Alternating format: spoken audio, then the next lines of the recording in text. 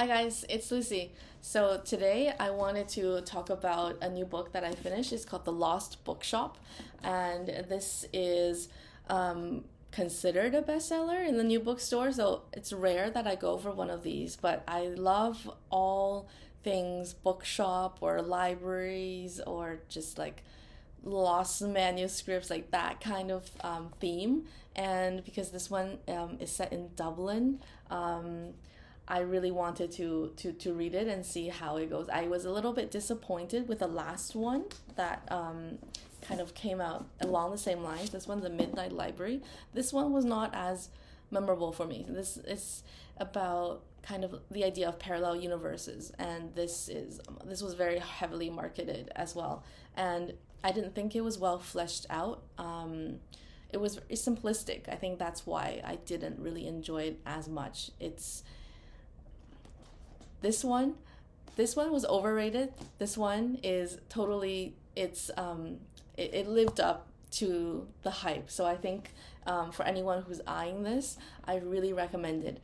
So for this one, we've got a library which has its own heart and soul almost. It's like alive. So it's got, and it's not like a malicious spirit. It's more like a compassionate one that is almost, it's almost like seeking a keeper. So not as in like anyone who walks through the door. It's lost because it doesn't reveal itself to everyone. It's like it's been waiting for the right person to come, and there's a lot of plot woven in about like a lost Bronte manuscript. So that is another sideline, but this book just becomes more about the people than the actual magic of the bookshop itself, which I like. I think the whole concept, if it's built too much on the personification aspect of it, wouldn't be as strong of a story, because at the end of the day, we get like sucked into the characters. So this is like rom-com in book form, but like literary version. This will be a really great rom-com if it's done well, I think, because it mentions like the Trinity Library as well. That those would be such cool shots if they are able to get a film crew in there. But this one, it's like an adult version of like a coming of age story, because both of our characters have very traumatic pasts that's preventing them from like living their best lives, basically. So anyway, I really enjoyed this, and I think for anyone who picks this up and enjoys it as well, I'm just like running through my bookshelf, and I picked up this one as well because it really reminded me of that. I think The Improbability of Love by Hannah Rothchild. This is quite an underrated title. This book, I think, was published quite a few years ago, but it was never really advertised. 2015. Okay, so it's a little dated, but this story is similar, coming of age but adult version. Like this woman is she's broke, she's sad, she's alone, and she picks up this painting, but like she's an amazing amateur cook, so her life sort of takes off around her new sort of venture into catering or cooking. And on the side, the painting that she picked up is this amazing, priceless piece of artwork that's just forgotten in some old secondhand shop. And the funny part is that this painting itself, it's written as if it's alive, so it's personified as well, and it's got this old gruffy like French waiter vibes. Not waiter, but like he has his own, I think it's a he has his own point of view narration within the story, so totally personified. And he has his own opinions, which are very like arrogant, but like he's at first he really looks down on his new owner, this girl, but he's hung up in her new apartment, and he sees everything going on in her new love interest as well, and all of this. He comments in a very sarcastic way, very like it's written in like French accents as well, which kind of brings to life his personality. So that's really cool, and I think it ends with him being recognized as well as the priceless piece of artwork that he is. So there's this whole world of like art, a painting, like authentication, and like an auction at Sotheby's, whatever. Like, so if you're into like old books, you're probably into like old paintings as well. So this one was really good. So that whole personification technique, I suppose, it jogged my memory again, and I was like, oh my gosh, that really reminded me of The Book Thief, which is another amazing book. Everyone's probably read this for school, if not anything else. The personification here is around the character of Death. So Death has his own point of view. Like, he goes around and he picks up, and he has such a long memory. So he's talking about time immemorial. It's really weird that it feels like we have a companion in this world that is just it's his job. He sees it as a job to pick up souls like across the centuries, and just scoop them up and carry them to wherever it is that they go. So it's anyway, this was set in World War II, I believe. So it's a much heavier and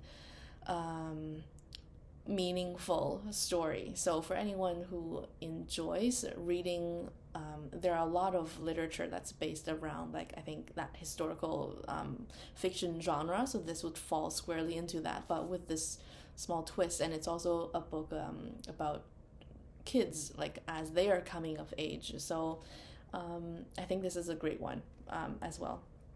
So that all of that, it reminded me of this other one, because death and and books, and this one personifies Good Omens by Neil Gaiman. This is a very funny character that he's got as the devil. So the devil is walking the earth now as this dude, and the other dude I think that he's with is an angel, like technically his brother. I think there's a Netflix show right now called Lucifer that kind of plays on this as well. Like, I love how if we give characterization to a mythical or religious, or even especially non things that are not alive, like a library or a painting, like, and we give them a certain character, like a very strong character with opinions, that just and with its own intentions even, that it's very intriguing. And if it's done well, I think it's a very cool alternative to super fantasy. Like, by super fantasy I mean like like things that are just like totally, all the world is built that are new, unrecognizable, but like in a twisted version of ours. For some people, I think they don't seem to gravitate that way as much, because it's too sci-fi or like too out there. It's just not extremely relatable. But these type of stories, it grounds us in the way that it's about historical characters or historical things or structures, but there's this twist that makes it kind of funny, because a lot of these characters do come across as quite sarcastic, and I think this type of humor is really like my cup of tea. So if you like that, all these titles are for you. Okay, so this is becoming a long video, but the next one I wanted to mention again is Confessions of a Bookseller, and a lot of people, I think, found it cool when I reviewed it previously on this channel, because it's written in a diary style. So every day this grumpy bookkeeper from small town Scotland makes an entry, and he notes down how many online orders, how much money the shop made. He makes weird comments about like his employees, just observations about life in general and the town and his friends. It's a very flat book, but in that there's a lot of character, and choice, because I feel like a lot of people might be stuck in these sort of 9 to 5 day grinds, whereas this is a totally different lifestyle, not a glamorous one, but there's so much freedom in this, and it's all about what we choose to do with our time. And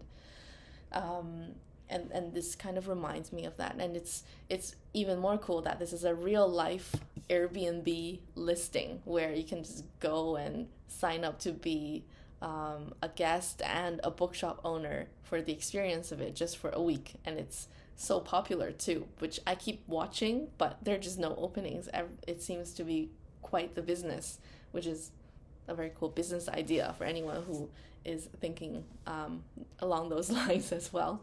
I'm not sure how profitable it is. You kind of have to own the bookstore in the first place to not have to deal with commercial rent and commercial mortgage, but that's another story. I think I'll end off, like, these two books I picked up because I'm going looking along my bookshelf to see what other book themed books there are, and these two came up and I kept them because I like the themes, but they're not extremely memorable, so I wouldn't really recommend these over the previous titles. But if any of these themes appeal to you, it might be worth checking out because they were decent stories. They were just not particularly memorable across, like, say, like a 10-year lifespan, like of reading them, like The Book Thief for me. So the first one is The Historian by Elizabeth Kostova. This one was like a tour around Europe. It's kind of like crisscrossing time now and like 15th-ish century. For anyone who's into Vlad the Impaler and like vampire, like dark, like academia vibes, it has a lot of that. I think it's made up history, but enjoyable nonetheless. You're reading about like 15th century wars and rulers and just like whisperings of like vampirism. Like, it's pretty cool. So this one was okay, but very cool theme. Similarly, The Bookman's Tale by Charlie Lovett. This one, the theme is Shakespeare mystery. So the whole debate of how real is Shakespeare, like who was he really, and like lost folios, like and apparently like this is all fiction. He found like a watercolor painting of a woman like in one of the folios, like who is that? So there's that kind of mystery and story kind of woven back and forth again between like modern day times of the finding and also the historical piece itself. So this was really cool for anyone who's into Shakespeare. You might have already heard of this. So these two stories are on my shelf as just mementos because I enjoy the themes. I'll end off, since like we're coming like close to Mother's Day. This is a new find and it's called Rooms of Their Own. It's a non-fiction and it's a collection of like a watercolor depiction of the rooms that famous writers used to write in. Like some of these are their homes, some of these are like like a cottage or like a hotel room or like a cafe vibe. Like I find this to be a really good gift for anybody who is into writing and literature or just facts about authors, because there's a lot of like weird kind of preferences of these writers that maybe like if you're reading, say, like Marcel Proust, you're just like, or Proust, sorry, you're into the story. But in this one, it's talking about his preferences, how he liked to write. I think he liked to write in a bed. I think that was the entry about Proust. And yeah, so all kinds of weird facts about the authors and how they produce their, masterpieces. And yeah, I enjoyed the watercolor as well. I think this would be a really good gift for other people, which was exactly why like I bought the book to begin with. So yeah, ending with this one. I hope you guys enjoyed this video. Let me know if you have any other recommendations about books on other books and libraries and bookshops. I'm there's quite a few actually that I have my eye on. I just don't know if how good they are. So if there's something that I haven't mentioned that you thought was really, really good along those lines, I would love to know. Otherwise, have a good week ahead and take care. Bye, guys.